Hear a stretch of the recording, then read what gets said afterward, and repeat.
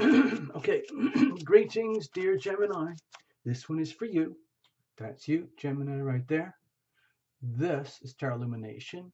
This is your general report for this thing we called January 2018. Happy New Year. Welcome, Gemini. So, congratulations. You've probably been through several years of, let's say, deep challenges when it comes to primary relationships with that whole Saturn and Sagittarius there in your seventh house for all that time. Bravo, you survived. So we're moving into a whole new chapter where it's a massive wall of Capricorn energy going on in your eighth house. Okay, that's kind of a big deal. It's like, okay, let's say somebody gets married, and then all of a sudden now, what do you do once you're married? The intimacy stuff, the deep, deep stuff that goes on inside the relationship once you're in the relationship. Okay, anyway, let's have a look. We've done this before, watch your sun, moon, rising, squish it all together, reinterpret, however it works for you. You're smart, you can figure it out. Tarot Illumination is not a fortune teller, all right?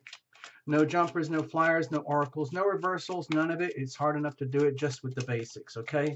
So we're going to use that journey spread like we do, and it's going to look like the shape of a heart. You'll see in a moment. And cards were already well shuffled in advance, but I like to go to the last second for you guys so that you're a witness. Stay there. Hold on. So I was talking about how, you've just endured this big Sagittarius thing in your seventh house over here. Pretend that's you, Gemini, on the horizon, like that's the ascendant there or something. There you go. If you're a Gemini rising or ascendant or sun or something like that, or moon, then it would look sort of like this, where all that Sagittarius energy, Saturn thing for the last few years, you've endured it. We just came out of a massive Sagittarius new moon, and in January, it's going to move to this, okay? You're going to feel it. This is going to be, okay, so there's the line there. All of this is going to be happening now up here in your eighth house. This is like, uh-oh. This is the energy of deep intimacy, deep, deep soul energy, shared merged resources. This is the energy of soul merging with soul. Okay, you marry a physical body, for example, you fall in love, you get married, and then there's the internal energy, all of the deep internal stuff. There's a lot of stuff that happens in the eighth house, which is, let's say, can be intimidating. A lot of people don't want to know, they can't handle it. It's like it goes down to the depths of the soul. So anyway, there's going to be serious new beginnings there for you in that part of your life. Let's say just intimacy, shared resources for now. And you'll feel it, especially towards the end of January, after that big fat new moon. Let me just show you again quickly. Sorry, this is taking forever. Sorry about that. But this, as you can see, it's a massive new moon, middle of January in Capricorn, and you have Venus, Sun, Moon, Pluto, Mercury, Saturn, all piled up right over here in your eighth house, okay? That's a huge pile of Capricorn energy. So there are, without question, going to be new beginnings, new starts. And with Saturn there, it's going to be very serious, okay? There's no messing around, okay? So cards were well shuffled. Let's just go to the last second, and then we'll start this show for real, okay? Sorry about that. I got all carried away. I think it's just because you're Gemini and because you just went through an awful lot for the last couple of years. So we had to make sure that we got that all clear. All right, so here we go. There's your cut. Now here's your spread. Here we go. This is heart energy, right at the very core of you, Gemini, just pulsing away, you just being you, even if you don't know what it means or the language or anything, doesn't matter. This is legacy energy, history, baggage, leftovers, all the pain, trauma, whatever you had to endure for the last couple of years in relationships. And it could be like past life energy. It just could be stress. It could be all the goodness. It could be all the wonders that you've brought with you. This is the ever-present now, the energy of you in the now. Even though you're always chopping and changing, we're just looking at a snapshot, poof, energy of you in the now. As you live through this time period called January, and it's in the now where you own your power. And you own your power by making decisions consciously and deliberately. We're talking about the healing power of decisions. It applies to you and everyone. Okay, Gemini, not just you. And that's the energy of your decisions. And this is the energy of, well, if we're making decisions, how are we going to make the most loving decisions that work for you, Gemini? Because that's what's best for everybody. Loving you first, okay? And then, of course, decisions lead to consequences, okay? If you think that life is just happening to you and then you react, then this will just feel like fate, like you have no control over any of it. When you're making your decisions, you're always kind of glancing towards what we call the future. You're anticipating the land of opportunity, the land of oh no, or the land of oh yeah, whatever it is. So it's like what if energy. Like what if you mess up on your decision? Where would that lead us? What if you make a really good decision? Where would that lead? Let's see, and these would be the prospects. How do you put all this together? Okay. So let's have a look in a moment. First, we're going to check the circumstantial energy. Let's just call it the weather, and you, Gemini, like all the other signs, are going to make the best of it. Okay, so you have 7 of Cups here. So my first feeling is that, okay, so you might be wigging out, okay, with the energy that you might be feeling coming up to you with the energy of intimacy in deep relationships. This is not a relationship reading, by the way, okay? This is just general energy, but with the 7th house and the 8th house, I really have to kind of allow for that a little bit, okay? So with the 7 of Cups here is circumstantial energy. My feeling is that a couple things is that you can have a chance now to tune into heart and love energy like never before. It might make you feel a bit dizzy and woozy and wobbly. It might be kind of disorienting for you because you might not have typically gone there before, either because of resistance or just unawareness that it's there, or fear of like that dream world, whatever it is. Now, also, it's another indication here that this could be a really good opportunity for you to tap into your dreams and what you wish to come true. It doesn't mean you have to manifest them right now, but it's an idea like being able to tap into that energy of like divine intuition where like dreams are speaking to you. Allow your dreams to speak to you. Tune into your dreams. Pay attention to your dreams. And if there are messages, listen to them. Okay. So sometimes our angels talk to us through our dreams. Sometimes we receive the energy of heaven through dreamland, and that's okay. And it's also a chance for you to invite that to come to you. Like the energy might be perfect right now, like the weather is perfect for you to tap into your dreams, tap into the great beyond, and ask for divine inspiration to come to you. And also, don't get too carried away with it either, where you could end up like on the other end of the scale, where it's like it's overwhelming to the point where you feel like delusional. Okay, but we're not going to go there. We're going to keep the positive outlook. Okay, figuring out what is it you really want in your dreams. What about heart energy at the core? Okay, now we've had this card again several times. I do everything I can to break up the cards and the decks and the synchronicity, which synchronicity is wonderful, but when we got a lot of repeat cards, it makes me feel like I'm not really doing my job for you guys. And that, well, maybe I am. It's just that when I get so many synchronicities, it's almost like, well, it's the energy that's coming through and I have to surrender to that. And okay, so let's just say Tarot Illumination is doing okay. I'm doing the best. But right now, your heart is like radiating this energy like, I really want to get in charge. I really want to get on top of these things. I really want to be the boss of this stuff in a way that I understand it. So I can become a master of these swirling energies that are around me right now, especially when we dive into the 8th house of deep, deep, deep intimacy where you could lose your bearings. It's very, very easy to feel like lost and disoriented when you go into the energy of deep intimacy, deep soul merger, where the ego dissolves and you become part of this other thing. It's not you, it's not them, it's this whole new thing that is the consequence of intimacy. It's like when you have a child, for example, there's you and your DNA, there's them and their DNA, but you combine that through the acts of intimacy and you create a whole new being. Ta-da! So it's almost like your heart is craving mastery right now. You want to become a master in truth of this, so these swirling energies do not overwhelm you. That's what I'm feeling right now. And that also another part of you might be feeling like you want to tame those energies and almost like stop them from percolating and flowing through your life.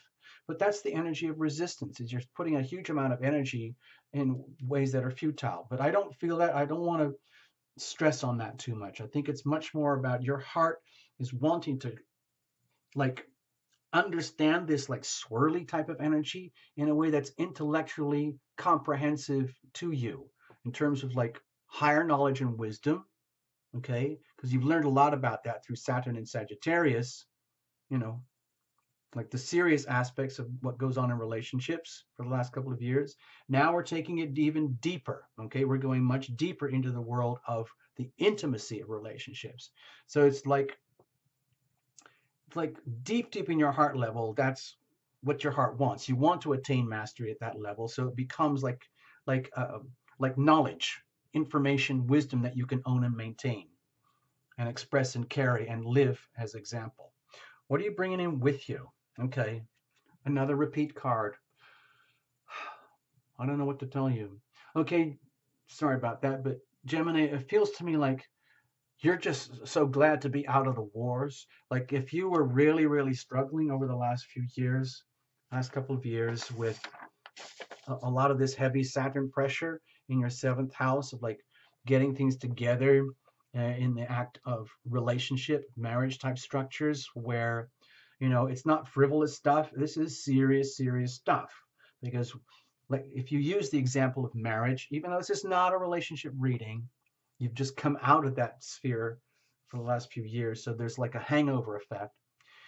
If you make a really good decision in marriage, it's one of the best things that you can have in your life. If you make poor decisions in marriage, it can be one of the worst things that can happen in your life.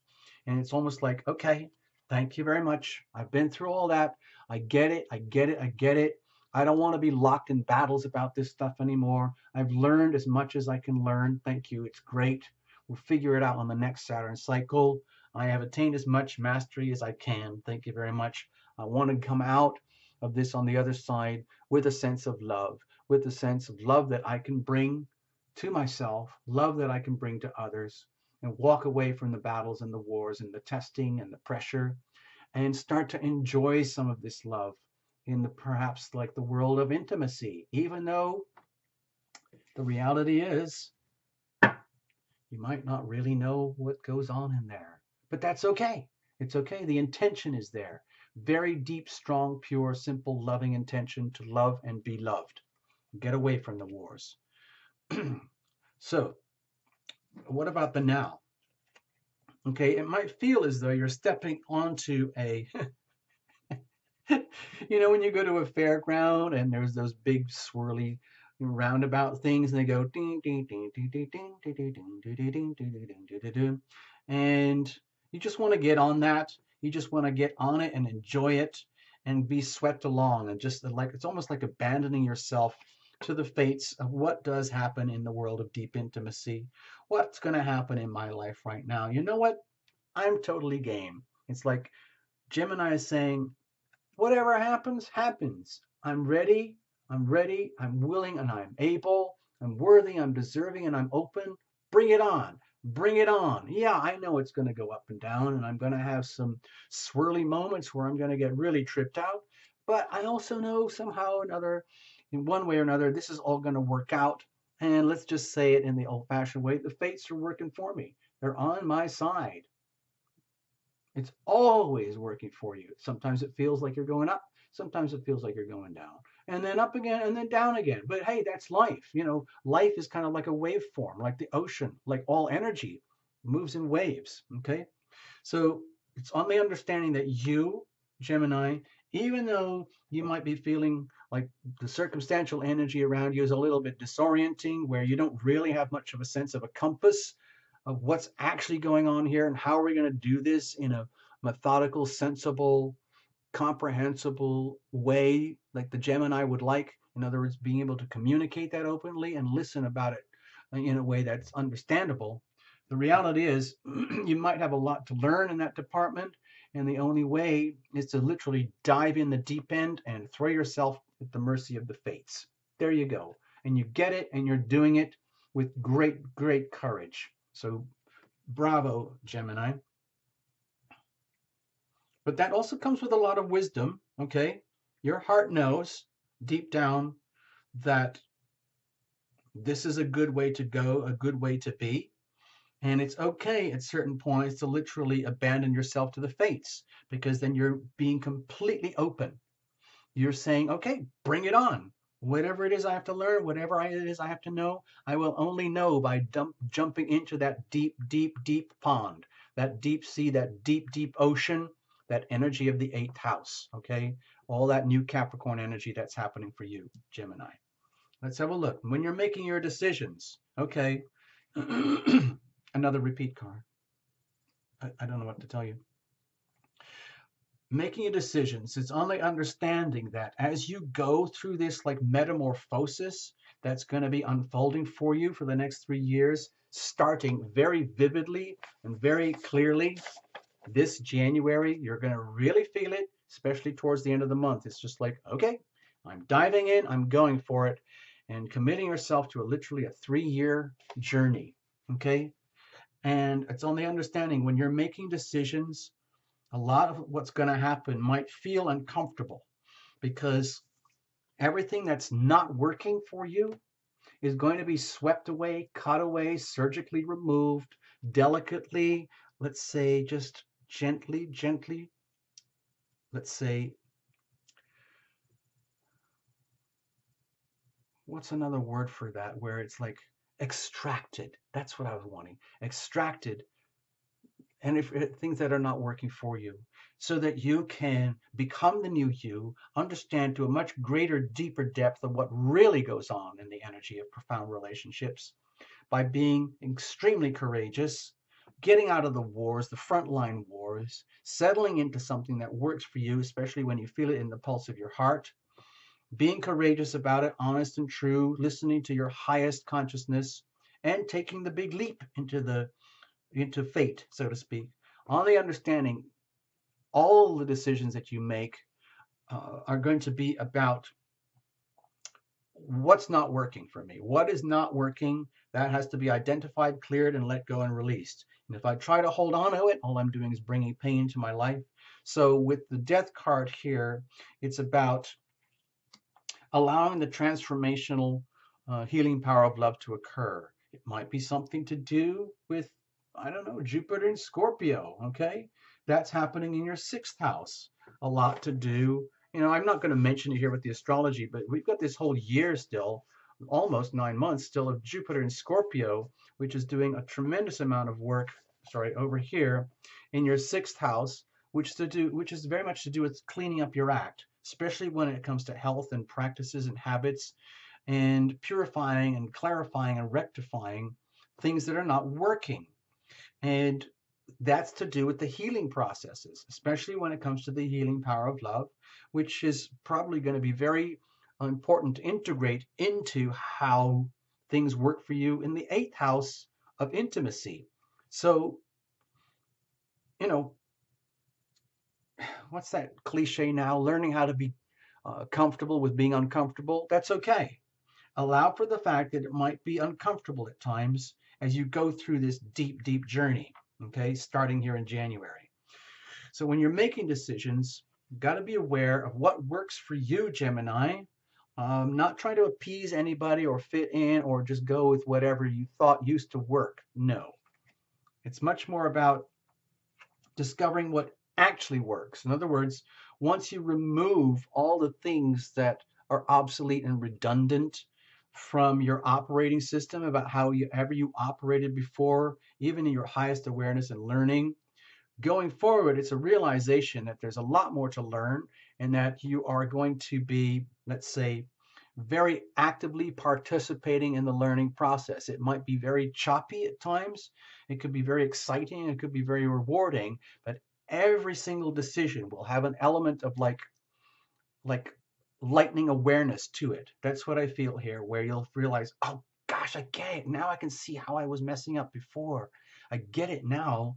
And then you learn, like you learn by throwing yourself in. It's like learning by diving in and just learning as you go, like learning on the job, so to speak, learning what you need to know, decision by decision, on the understanding that it is again about removing obstacles, slicing away, cutting away, removing all the obstacles to what is healthy for you, Gemini, to rise to your level of mastery in how ways you might have like, done so much stuff on autopilot, thinking that's just how it works and realizing there's so much more to learn. Okay.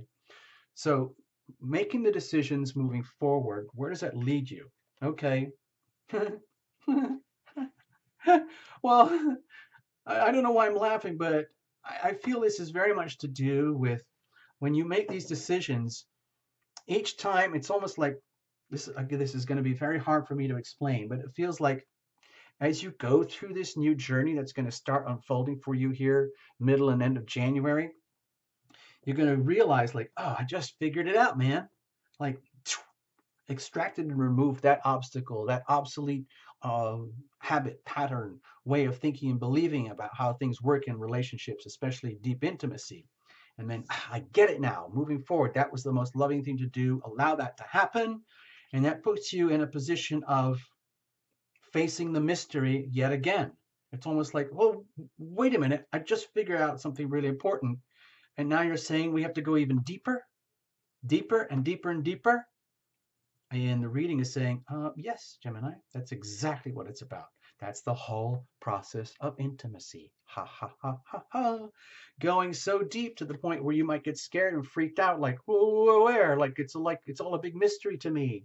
With the High Priestess energy here, it might feel as though you're getting very, very, very, very close to the, let's say, the doors of perception, the walls of reality, where reality is questionable, where you're going so deep into the world of intimacy. That includes intimacy with yourself as well as intimacy with others and the rest of the world, where the deeper you go, the more mysterious it gets.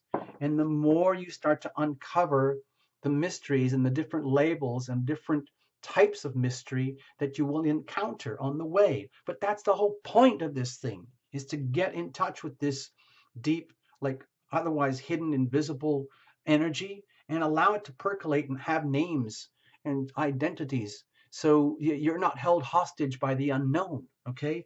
You start to become more and more conversant and fluent and comfortable in the world of the unknown. So it becomes your friend. It's just like, it becomes a beautiful experience as opposed to scary. So what if you make good decisions on the understanding that a lot of decisions are all going to be about deliberately allowing and deliberately separating from things that don't work. So each time you do it, my feeling, okay, with the Fool card here, it's very, very blunt. It's going to be very, very vivid and very, very obvious to you. If you mess up on your decisions and you either neglect to make decisions or you retract on your decisions and things start to backfire for you and they arc out and they spark out and they create a sense of conflict in your life, in your world, then you'll feel it as just, oh my God, I'm such an idiot. What was I thinking? However, in the inverse, where you are making very self-loving decisions, where you are allowing yourself to go into the deep, dark pool of intimacy and face the mystery and face the unknown, all these wobbly things called, feelings, dreams, emotions, and the deep, deep heart energy. When you make the good decision, it feels like that is amazing. I had no idea. So what do we do now? Where do we go now? Again, like a follow-on from here with the High Priestess, it's just like, okay, if there's no escape here, and the whole idea is to go deeper and deeper and deeper into the unknown, you know what? Bring it on.